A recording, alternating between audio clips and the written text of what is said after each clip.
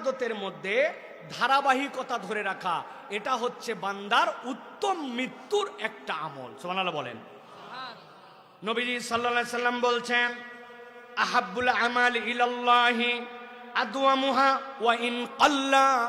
আল্লাহ নবী বলছেন, ও দুনিয়ার মানুষ, তোমার আমলটা যদি কম হয়, অল্প হয়, একদম দেখা যায় আমল তেমন কিছু নয়, কিন্তু তুমি যদি ওইটা ধারাবাহিকভাবে করো, এই ধারাবাহিকতা তোমার জন্য আল্লাহ এত পছন্দ করেন, এইটা তোমার জন্য উত্তম মৃত্যুর একটা আল্লাহ ব্যবস্থা করে দিতে পারেন। বেশি দান করে না, কিন্তু নিয়ম করছে প্রত্যেক দিন কিছু না কিছু দান করেই করে, অথবা নিয়ত করছে সকালে যে প্রথম আমার কাছে চাই, দিনের শেষে যে আমার কাছে চাই, আমি এইটা কখনো বন্ধ করি না।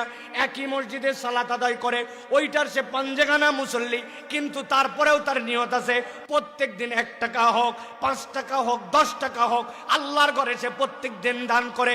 দুনিয়া একদিক হয়ে যাবে, কিন্তু তার এইটা বন্ধ নাই।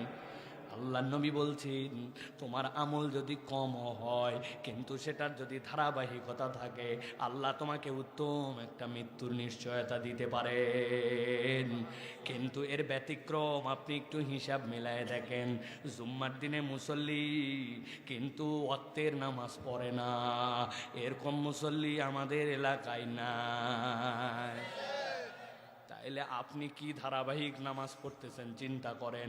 উনি জুম্মা থেকে জুম্মা বাদ দেয় না, এত ধারাবাহিক মুসল্লি। একজন বলছে শীতের দিনে আমি কখনো গোসল করা, কোনোবারে গোসল করা বাদ দেয় না। বলছে বাপরে বাপ, ভিআইপি লোক তো তুই, কোনোবারে গোসল করা বাদ দেস না মানে কে? বলছে একবার শুক্রবারে করি, পরের শনিবার, তারপরের রবিবার, তারপরের সোমবার, সেই হিসাবে মাসে পরে 4 দিন